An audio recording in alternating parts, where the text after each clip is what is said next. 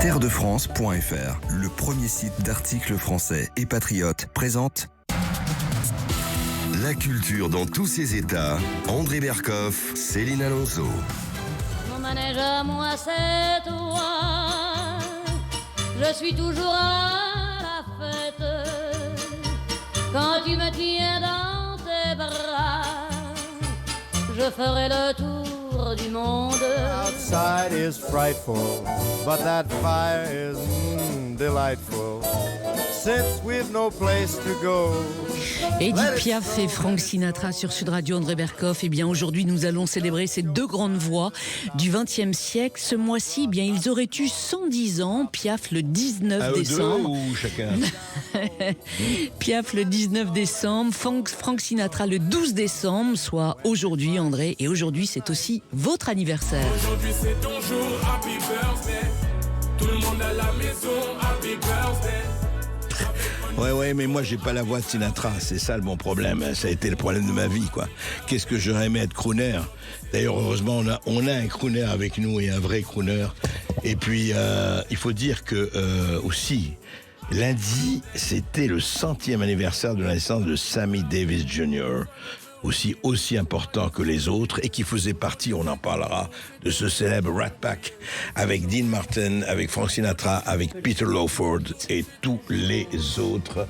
Et c'est Larry Benzaken, qui est auteur et comédien, raconte son histoire dans un formidable spectacle noir, juif et borgne. Écoutez Sammy Davis. Come back and dance, dance, dance, please dance. Mr. Bojangles. Génial, vraiment la perfection de ces gens. Vous savez, quand vous voyez dans un show, c'était tellement professionnel, tellement organisé, c'était tellement beau. On était là, la mâchoire décrochée. Donc, on a Denis Estève qui va chanter, qui est là, qui va raconter Frank Sinatra dans His Way. Et oui, c'est pas My Way, c'est His Way. Un spectacle immersif dans lequel il nous transporte du Sands de Las Vegas au Carnegie Hall de Manhattan, de Palm Springs à Houston. Évidemment, Sinatra, il était partout. Et rappelons, on en parlera de l'acteur, de formidable carrière d'acteur aussi, de Frank Sinatra. Et puis, je vais vous dire, hein, qui ne connaît pas, et si vous ne connaissez pas, vous n'avez pas encore vécu, donc précipitez-vous. Le répertoire de Sinatra, quand il joue avec le grand orchestre de Count Basie, et même il a chanté avec Duke Ellington, et puis tout le reste, c'était... Et puis Nathalie Lermite, alors Piaf, évidemment, Piaf, la légende absolue, et elle redonne corps et vie à Piaf depuis 10 ans, avec Piaf le spectacle, voilà, et Piaf, c'est aussi une de nos légendes à nous, hein. C'est extraordinaire. Donc voilà, on va les entendre, on va entendre ceux qui et c'est formidable aussi, ceux qui les réincarnent, ceux qui les chantent, ceux qui les jouent, Céline. Eh oui. Le sapin de Noël Sud Radio. Alors et oui, petit Papa Noël, quand tu descendras du ciel, tu auras sous ton sapin le disque de Sinatra, de Sammy Davis Jr. et de Piaf, mais tu auras aussi autre chose. Regardez la carte, le grand sapin de Noël Sud Radio. Et bien voilà, si vous nous appelez, alors c'est très simple, hein, vous aurez en cadeau 4 entrées au Futuroscope de Poitiers, le très très très beau Futuroscope de Poitiers, un lieu vraiment formidable, j'y suis allé. Donc qu'est-ce qu'il faut faire? C'est extrêmement simple, vous envoyez sapin, hein, comme sapin, S-A-P-I-N, le roi des forêts, vous, par SMS au 7 20 18. Retenez, hein, sapin par SMS au 7 20 18. Et puis voilà, et puis si vous serez chanceux, et vous serez chanceux, vous aurez effectivement les 4 places pour le Futuroscope de Poitiers. Voilà. En attendant, Happy Merry Christmas. Et puis, allez, let's do show. Et oui, André Berkoff, on se retrouve dans un instant sur Sud Radio, dans la culture, dans tous ses états, avec Larry Benzaken, Nathalie Lermite et Denis Estève. Et nous allons rendre hommage, je le répète, à Frank Sinatra, à Edith Piaf et aussi à Sammy Davis Jr. Oui, et pas Frank Piaf, Edith Sinatra et Sammy, voilà. Terredefrance.fr, le premier site d'articles français et patriotes, présente La culture dans tous ses états. André Berkoff, Céline Alonso. Le ciel bleu sur nous peut s'effondrer et la terre peut bien s'écrouler. Peu m'importe si tu m'aimes, je me fous du monde entier. Édith Piaf, André Berkoff sur Sud Radio, la plus grande chanteuse française de tous les temps. Et pour en parler, eh bien, nous avons le plaisir de recevoir Nathalie Lermite, l'interprète de Piaf, le spectacle, un spectacle musical en hommage à la môme. Donc bonjour à vous, Nathalie. Bonjour. Alors après une tournée mondiale de 4 ans, vous êtes actuellement en tournée dans toute la France et vous serez notamment à l'Olympia à Paris, donc le 21 décembre prochain. Racontez-nous comment votre passion pour cet artiste est-elle née? J'ai 4 ans, je m'en souviens comme si c'était hier. J'ai 4 ans, je m'ennuie dans la maison familiale, en fait. C'était un mercredi après-midi, et je vole, entre guillemets, dans le salon un coffret noir. Je prends un des 33 tours, je monte dans ma chambre, je le pose sur mon tourne-disque, c'est des tourne-disques à l'époque, et j'écoute une chanson qui me bouleverse. Ça me fait je disais toujours, ça m'a fait des guilis dans le ventre. Et cet instant est figé à jamais. Voilà. Et cette chanson, c'était laquelle? C'était les Blues Blanches. On va l'écouter. On va l'écouter alors. Oui, incroyable.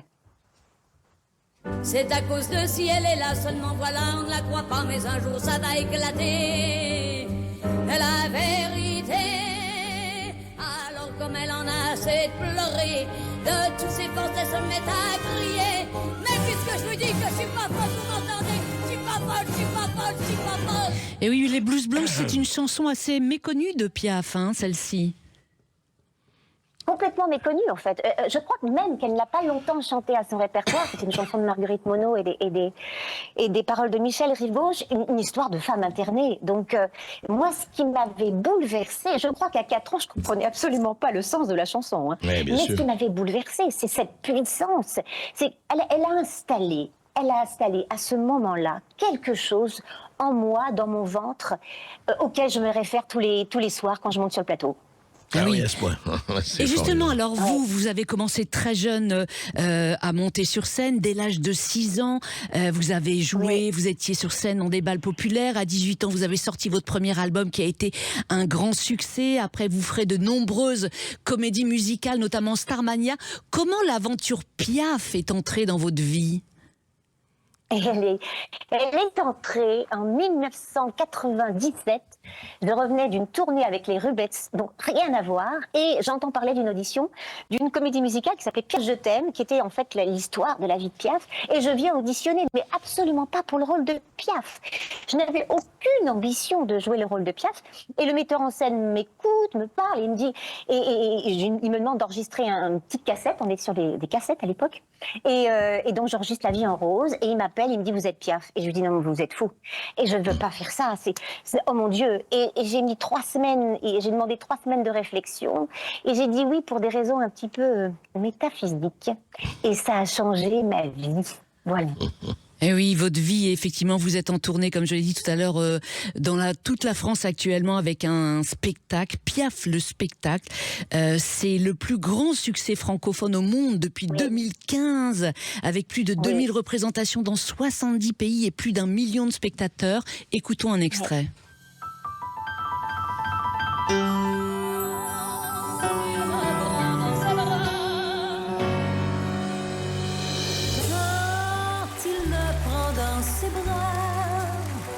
Qu'il me parle tout bas, je vois la vie en rose. Allez, venez, Milord, vous avez l'air d'un môme. Laissez-vous faire, Milord, venez dans mon royaume. Non, rien de rien. Non.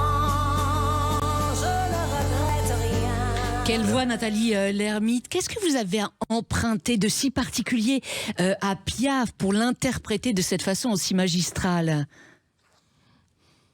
Vous savez, je crois que j'ai emprunté les chagrins de Piaf pour vivre mes larmes. Voilà ce que j'ai emprunté à Piaf. Elle est arrivée dans ma vie à un moment un peu difficile et elle m'a sauvée, en fait. j'ai pu pleurer sur scène, j'ai pu revivre. Donc c'est pour ça, je lui ai emprunté ses chagrins. Et en fait, c'est ça. Quand je monte sur scène et quand je chante les chansons de Piaf, je fais avec ce que je suis à ce moment-là, mes joies, mes peines, mes doutes, mes espoirs. Voilà, je fais ça. Et comment, Nathalie Immergt, comment les publics différents réagissent? Qu'est-ce que vous avez, puisque vous avez fait, vous êtes parti un peu partout, vous avez rencontré, les publics réagissent de façon très différente, ou comment ça se passe? Ah, c'est incroyable. Il y a une dose d'amour pour cette femme. C'est international. Vous savez, il y a une phrase que m'a dite un monsieur en sortant d'une représentation à New York. Il m'a dit, c'est un grand monsieur élégant, en anglais, il m'a dit, Madame, je n'ai absolument rien compris de ce que vous avez dit, mais mon cœur, lui, a tout compris. Et c'est ce qui se passe, en fait, dans le monde. C'est-à-dire que on chante en français, toutes les chansons en français, et ça va au-dessus des mots et de la compréhension des mots. Ouais. J'ai l'habitude de dire que nous sommes des réveilleurs. Nous ne faisons que réveiller cette émotion qu'elle a elle-même installée en chacun de nous sur cette planète. Et c'est très puissant et c'est international. Ouais, c'est ça qui est extraordinaire, c'est que Piaf, enfin comme tous les grands chanteurs du monde, ce sont des gens qui... Est-ce qu'il y a une chanson en particulier dans le monde qui suscite une ferveur particulière du public ? Alors, il y a la foule, évidemment, et alors, incroyable, et alors là, je le vois avec cette tournée française, à chaque fois que les notes de Milor commencent, il y a une espèce de ferveur, de joie, de montée.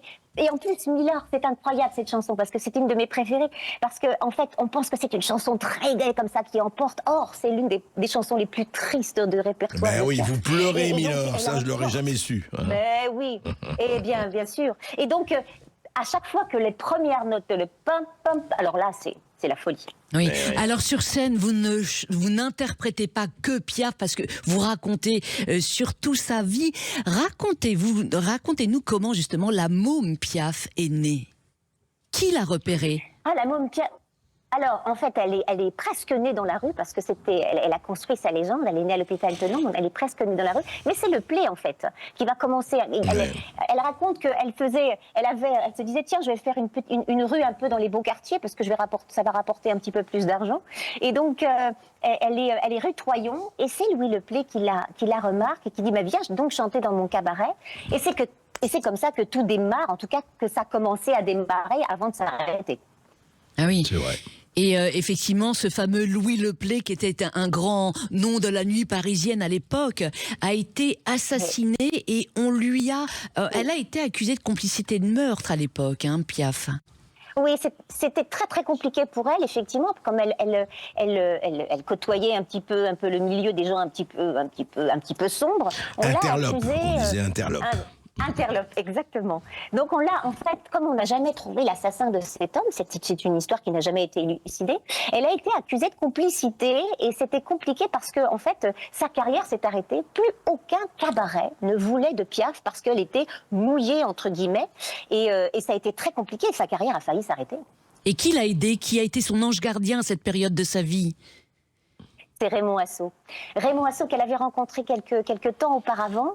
Elle l'a appelé au secours. Elle dit, voilà, Raymond, il faut que tu me sauves. Je suis à la rue, en fait. Et Raymond Assaut lui a demandé, elle me dit, voilà, je veux bien, tu viens à la maison, mais tu quittes ton milieu et je vais t'apprendre à articuler, je vais t'apprendre, tu vas bosser, en fait. Et donc, voilà, Raymond Assaut, pour moi, Raymond Assaut a participé à la construction de Piaf. Et puis surtout, Le Play l'avait baptisée la môme Piaf, mais avec Raymond Assaut, elle va être Edith Piaf. Elle va, voilà. Et ça, c'est important. Il va se battre pour qu'elle passe à l'ABC. Enfin, et grande collaboration avec Raymond Assaut. Il lui a écrit certains de ses succès, Raymond Assaut ?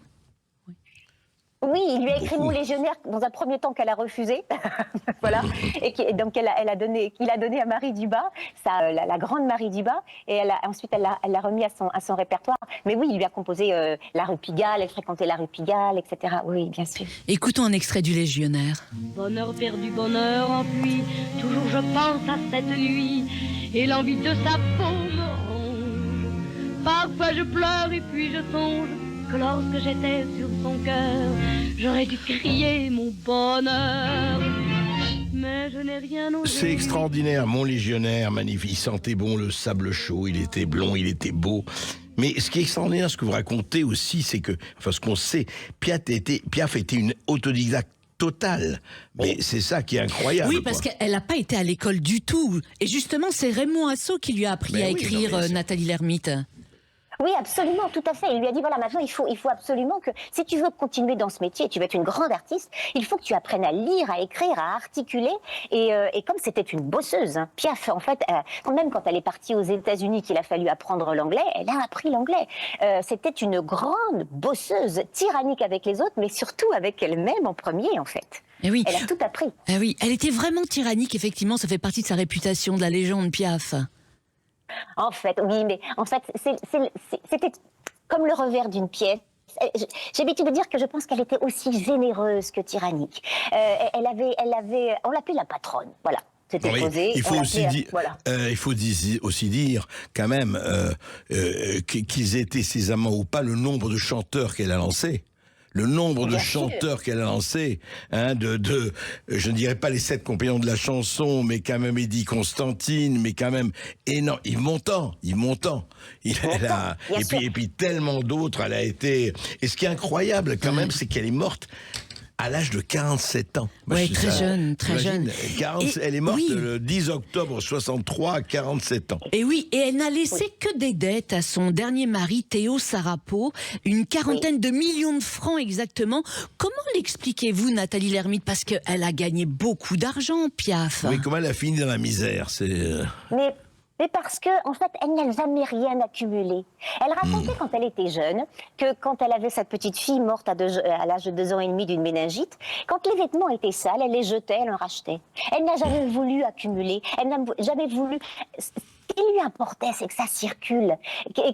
C'était ça aussi, Piaf. Voilà, tu veux quelque chose, je te le donne. Elle avait une troupe de gens toujours à table. Il y avait 40 personnes qu'elle nourrissait, les gens volaient. Elle s'en fichait. Quand il n'y avait plus d'argent, on allait chanter. Et voilà. Donc, effectivement, les derniers temps où elle pouvait plus faire de spectacles de gala, comme on dit à l'époque, il y avait plus d'argent dans les caisses. Et effectivement, elle est morte dans la misère. Elle avait beaucoup de gens autour d'elle, mais elle s'entourait parce qu'elle avait peur de la solitude. Oui, elle avait extrêmement peur de la solitude. Je pense que c'est comme une espèce de blessure d'abandon. Micheline Dax me racontait qu'elle était même paniquée, qu'il fallait quelqu'un derrière la porte des toilettes. Il fallait toujours quelqu'un. Elle avait extrêmement peur de la solitude. Et oui, de l'abandon, ça a été effectivement parce qu'enfant, effectivement, elle a été abandonnée par sa mère à la naissance. C'est ça, en fait, son problème.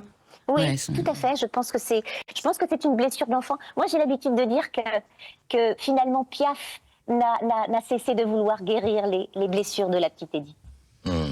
Et ses propres blessures.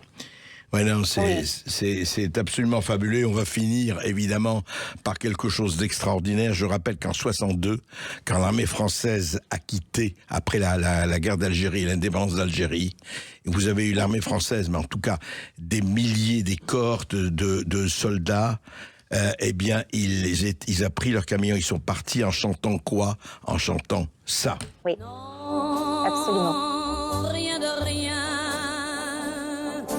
Non, je ne regrette rien, ni le bien qu'on m'a fait, ni le mal, tout ça m'est bien égal.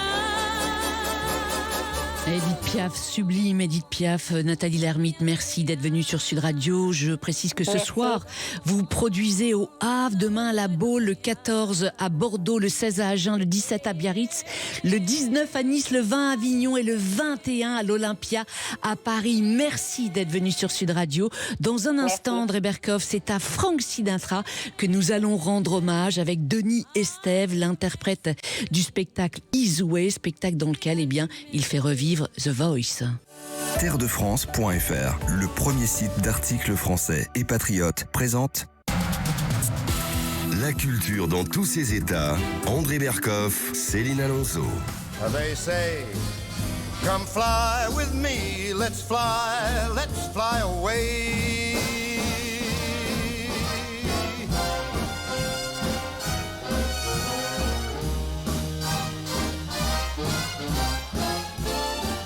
L'immense Frank Sinatra sur Sud Radio qui aurait eu 110 ans aujourd'hui, André Berkoff, et pour lui rendre hommage, eh bien, nous avons le plaisir de recevoir Denis Estève qui fait revivre sur scène cet artiste de légende avec son spectacle His Way. Bonjour à vous Denis. Bonjour, merci.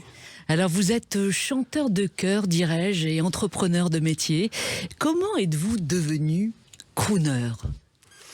J'ai toujours chanté, donc quand on aime la musique et qu'on chante depuis toujours, on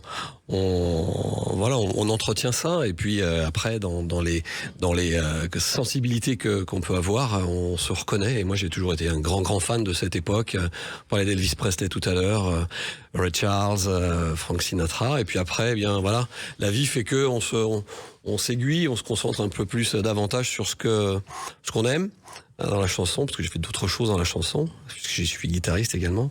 Et voilà. Et puis après, c'est un mode de, comment dirais-je, un état d'être un petit peu, pas crooner. Crooner, il y a pas de, je ne bois pas de whisky, je ne fume pas. Et pourquoi Frank Sinatra?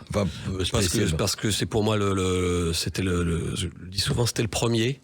Et on n'est jamais le premier. C'est une icône. Il est dans l'inconscient collectif aujourd'hui, des jeunes comme des moins jeunes.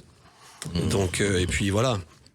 Il avait cette capacité à transmettre des émotions quand il chantait que peu avaient à l'époque.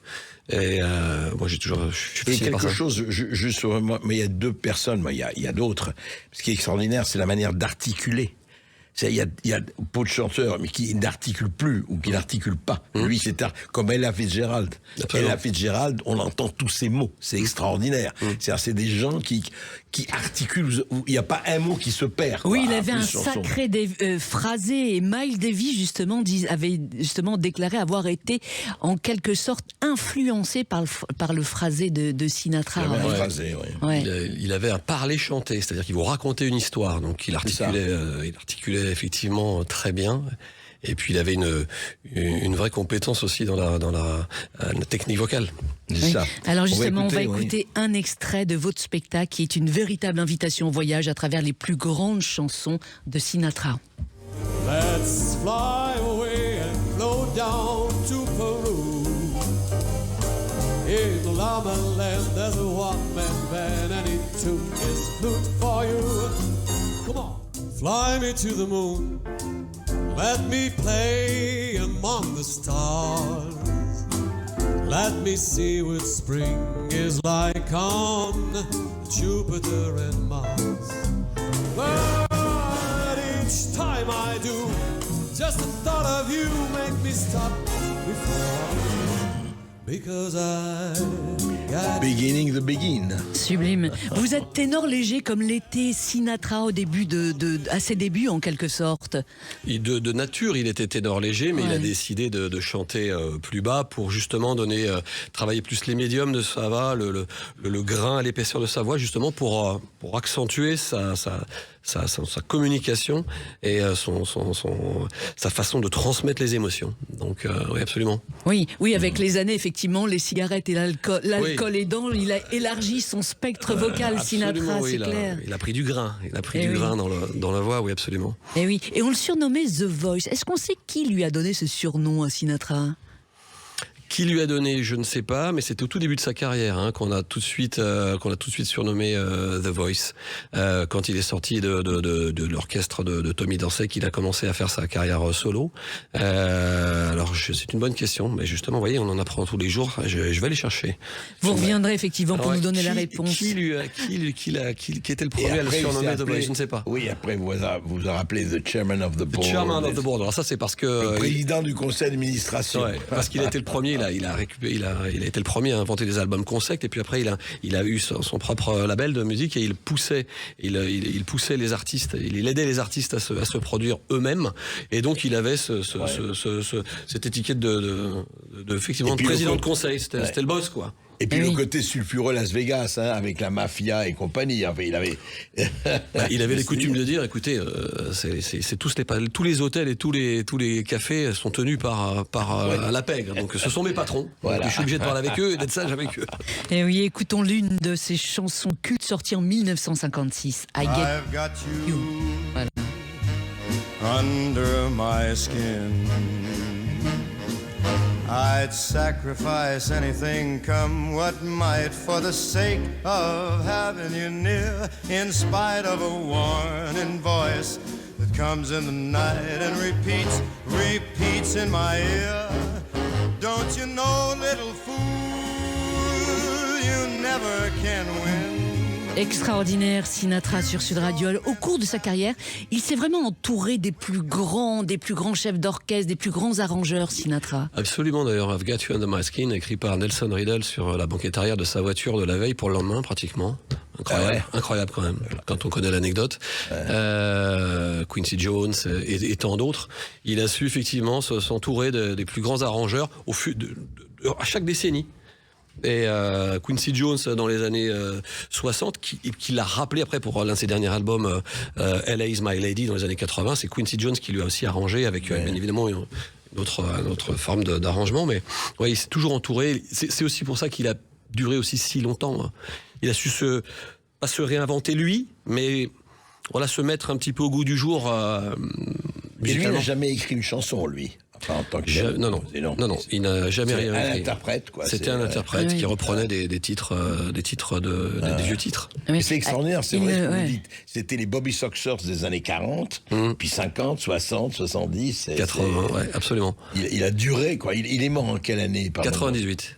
Ouais, il est mort en 98. Son dernier concert, c'était en 95. Oui. Et ce qui est incroyable, effectivement, c'est qu'il a fait toute sa carrière avec une oreille et demie. Il avait une sacrée oreille musicale. Hein. Ouais. Racontez-nous ce qui lui est arrivé.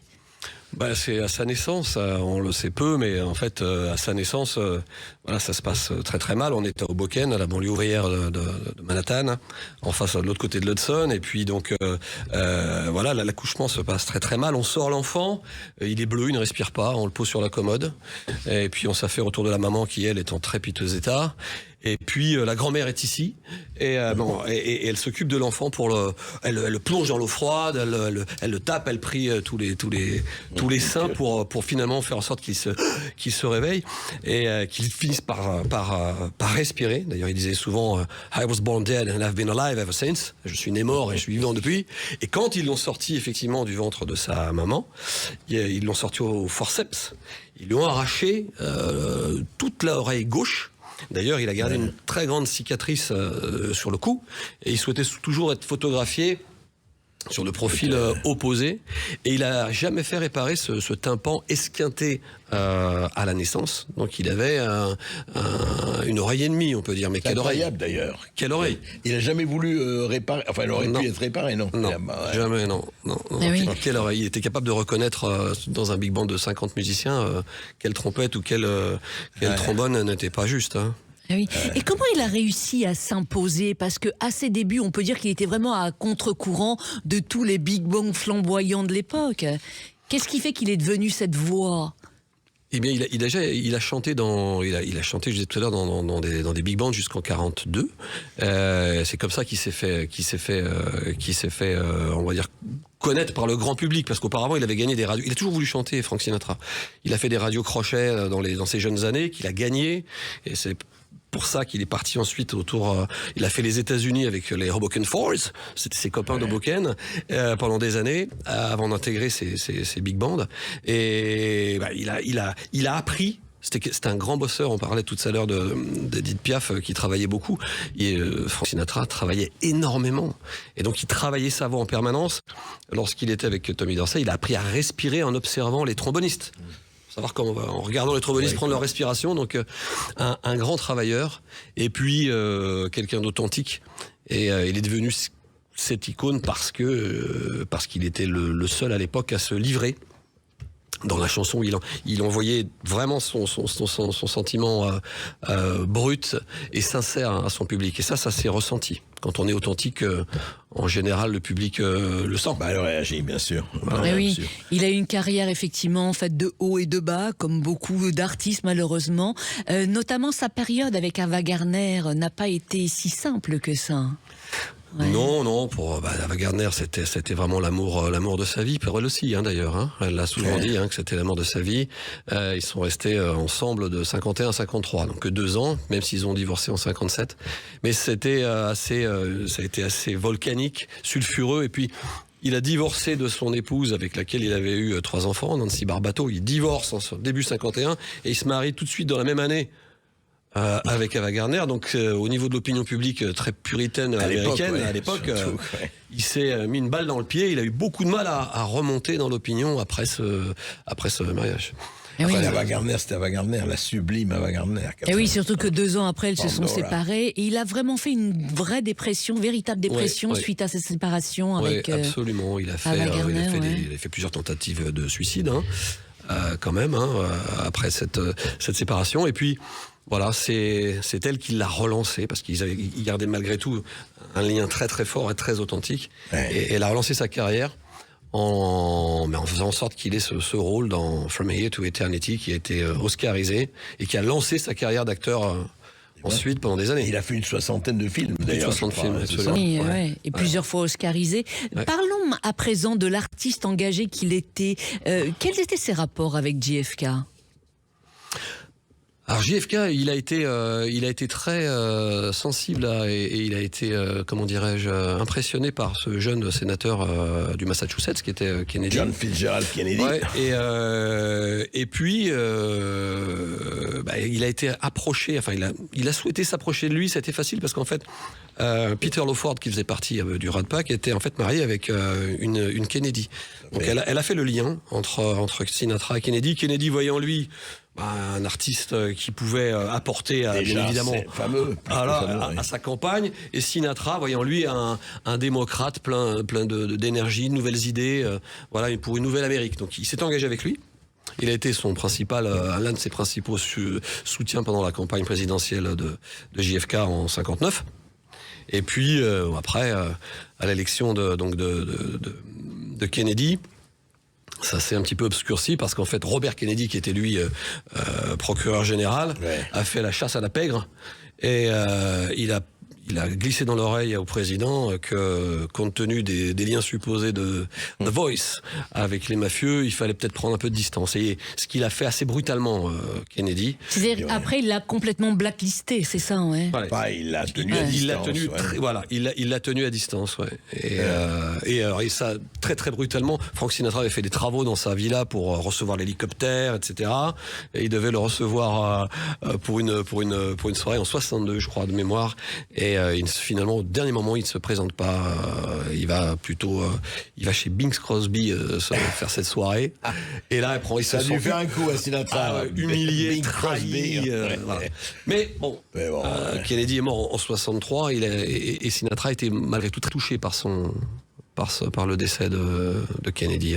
Et oui, en tout cas, après 60 ans de carrière, en 1975, il prend sa retraite. Pendant toutes ces années, 60 ans, il a défendu de nombreuses causes, notamment la ségrégation, et c'est dans ce contexte qu'il a rencontré un certain Sammy Davis Jr., autre légende vivante dont nous allons parler dans un instant sur Sud Radio, avec Larry Benzaken, auteur et comédien. Restez avec nous. Terredefrance.fr, le premier site d'articles français et patriotes, présente la culture dans tous ses états. André Berkoff, Céline Alonso.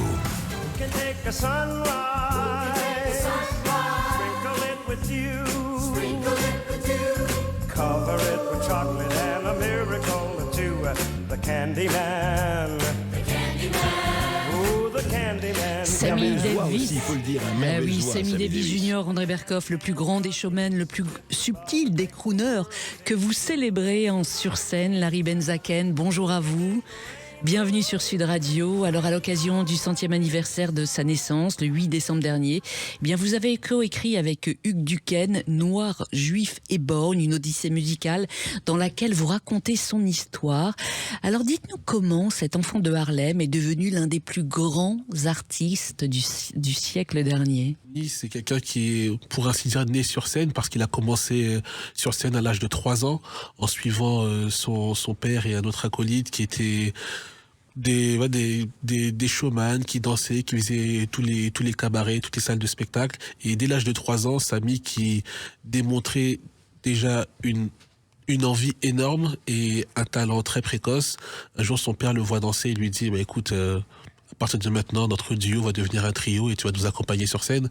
Donc Sammy, c'est vraiment une vie de scène.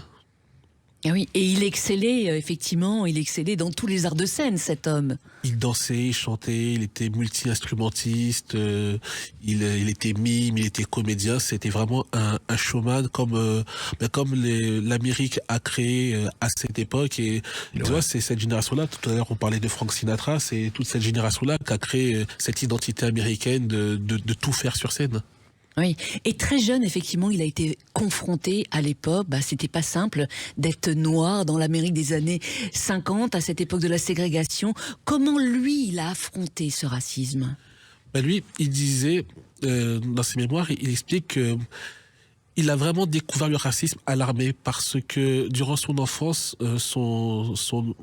il disait son oncle, mais c'est l'acolyte de son père. Donc son oncle et son père l'ont vraiment préservé de tout ça. À chaque fois qu'ils étaient confrontés au racisme, ils essayaient par certaines pirouettes de lui faire comprendre que c'était autre chose. C'était le fait qu'ils soient des artistes qui faisaient qu'ils étaient chassés de tous les endroits. Et c'est vraiment lorsqu'il a été seul, sans son père et sans son oncle, à l'armée, qu'il a été confronté à ce racisme très violent qui était présent aux États-Unis à cette époque. Eh oui, parce qu'il a été insulté par des Blancs, mais il a été aussi méprisé par certains Noirs. Oui, surtout lorsqu'il s'est marié avec une femme blanche. Là, ça a été une fracture dans les États-Unis de cette époque. Un noir, un artiste noir, une star noire qui épouse une blanche, ça a été incompris par énormément de monde. Et notamment, il explique que Malcolm X a eu des propos très dégradants à son encontre. Et oui, ça a fait un scandale, ça. Et on était en 1961, André Berkoff, et à l'époque, effectivement, il y avait plus de 20 États, vous le racontez dans votre spectacle, plus de 20 États, effectivement, qui interdisaient les mariages entre les Blancs et les Noirs. Oui. C'était hier. Ça nous paraît fou parce que oui, c'est ça, c'était hier pour nous, 1961, et pourtant il y avait encore ce racisme et cette haine atroce dans tout le pays. Oui, à ce sujet, écoutons un extrait de votre spectacle Noirs, Juifs et Borgnes. Nous sommes finalement arrivés devant un hôtel qui semblait ouvert. Mon père demanda une chambre. Le réceptionniste lui répondit avec un regard plein de haine. On n'a pas de chambre pour les gens comme vous. Sortez d'ici avant que j'appelle la police. Une fois sorti, j'ai demandé à mon père ce que voulaient dire les gens comme vous. Il semblait embarrassé, mais du tac au tac, il me répondit « Je crois que dans cet établissement, ils n'aiment pas trop les artistes. » Joli. Oui, toute sa vie, il a été engagé dans le mouvement des droits civiques aux États-Unis et la lutte pour l'égalité raciale, notamment aux côtés, effectivement, de Martin Luther King et Rosa Parks. Oui, c'était quelqu'un qui avait à cœur de défendre cette cause parce qu'il en était victime et parce que je pense que il était tellement dans cette idée de vivre ensemble parce que c'est vrai qu'il a été discriminé par des Noirs, par des Blancs, mais il a aussi été aidé par énormément de Blancs. Et en fait, Samy avait déjà cette logique de, en fait, on fait tous communauté. Et pour faire qu'être humain, c'est ça. On est tous de la communauté humaine. Et ce discours qui peut paraître utopiste à cette époque, en cet endroit, c'était vraiment un marqueur politique très très fort. Il fallait une force énorme pour faire preuve de cette logique et de cette volonté à cette époque. Et oui, et il y a un homme qui l'a beaucoup aidé dans sa carrière, c'est Frank Sinatra. Racontez-nous, Denis Estève est toujours avec nous sur Sud Radio, qui interprète donc Sinatra sur scène dans son spectacle His Way. Racontez-nous comment ils s'étaient rencontrés tous les deux. Ils s'étaient rencontrés lors d'un festival à Détroit où Samy performait avec son père et son oncle, et Frank Sinatra, qui était un amoureux des artistes et un amoureux du talent, aperçu chez ce jeune, parce qu'ils avaient 10 ans d'écart, chez ce jeune artiste, un talent inouï, et ils se sont rencontrés par hasard, tandis que Frank Sinatra sortait d'un enregistrement radio. Samy était dans la rue, il a vu un attroupement, il se rapproche, on lui dit, il y a Frank Sinatra qui va sortir, et Frank sort, et tout d'un coup il voit Samy, il lui dit, mais toi je te connais. Et Samy lui dit, oui. On avait partagé la scène d'un spectacle. Il était surpris que le grand Frank Sinatra se souvienne de lui. Il l'avait repéré. Ah oui, mais il a repéré parce qu'il avait le regard pour le talent, Sinatra. Et très vite, Sinatra lui a filé un numéro de téléphone, il lui a dit, appelle ce numéro, dis-lui que t'es de ma famille. Et le mec, je te filera des concerts. Ouais. C'est joli. Hein. Oui. Il s'est battu avec lui. Hein. Il s'est battu. Il a été quand il a eu son accident de voiture, Samy qui perd un œil. Sinatra était avec lui à son chevet. Il a aidé avant, pendant et après cet accident. Et puis il s'est toujours battu. Pratiquement tous ces musiciens étaient noirs. Hein. Count Basie étaient tous noirs. Frank Sinatra se produisait jamais si on n'autorisait pas ses collaborateurs, les musiciens et Sammy Davis à se produire et à dormir à l'hôtel avec lui. Parce que, oui, c'est important parce qu'à l'époque, à Las Vegas, ça s'est passé comme ça. Ouais. Oui, bien sûr. Un jour, il y a un hôtel qui dit non, on prend pas Sammy. Sinatra dit bon, ok, on part tous. Et vu que c'était impossible de se passer de Frank Sinatra, Sinatra a imposé que si moi je suis là, tous les miens doivent être avec moi. Et Sinatra a ouvert énormément de portes à Sammy grâce à cette pugnacité et à cette volonté de dire non, on est tous à la même enseigne. On est tous des artistes. C'est extraordinaire. Mais une vraie amitié. Hein. Oui. Et donc en 59, Sammy Davis rejoint le fameux Rat Pack qu'avait créé donc Frank Sinatra, ce groupe que vous avez vu sur scène, André Berkoff. Racontez-nous. Moi j'étais, non mais tout aussi par hasard à Las Vegas, je sais plus. Honnêtement, ça doit faire plus de 5, je sais même pas si ça n'avait pas 60 ans. Mais moi, ce qui m'avait absolument ravi, c'était cette chose extraordinaire, parce que heureusement, je parlais anglais et je comprenais, parce qu'il y avait une complicité entre la salle et la scène qui était incroyable. C'est-à-dire que les gens connaissaient évidemment, et Sammy Davis, Frank Sinatra, n'en parlons pas, il y avait Peter Lawford, et il y avait Dean Martin, le grand Dean Martin, il faut le rappeler, et c'est ça qui est extraordinaire, c'était des copains. C'est-à-dire qu'ils n'hésitaient pas à quitter la scène, à revenir, à rentrer en coulisses, à revenir. Mais c'était vraiment, on sentait qu'ils étaient chez eux, quoi. C'est tout juste, c'était une bande d'amis artistes. Et c'était des sketchs en permanence. Alors certains improvisaient, certains écrits, mais à un moment donné, ils partaient une demi-heure. Je veux dire, une demi-heure dans un truc comme s'ils étaient dans un bistrot, en train de prendre un verre et tout. Puis à un moment donné, les chansons, et puis allez, chantons un truc et tout ça. C'était incroyable. C'est très rare de voir ça, un spectacle de copains, et à ce niveau, c'est la preuve d'une maîtrise absolue de ces personnages qui vivaient la scène. Et lorsqu'on vit la scène à ce point-là, on peut se permettre, lorsqu'on maîtrise son art à ce point-là, on peut se permettre. C'est formidable. Et leur slogan, André Berkoff, c'était avoir 3 verres d'avance sur le monde entier. C'est extraordinaire. Hélas, on n'a pas de bouteille. On aimerait vous donner des verres, là. Oui, surtout que c'est votre anniversaire aujourd'hui, André Berkoff. Happy birthday to you. Happy birthday to you. Happy birthday to you, André Berkoff. Happy birthday to you. Continuez, Denis Estève et vous, Larry Benzaken, à nous Fly Me to the Moon and Take Me Around the Stars. Toujours.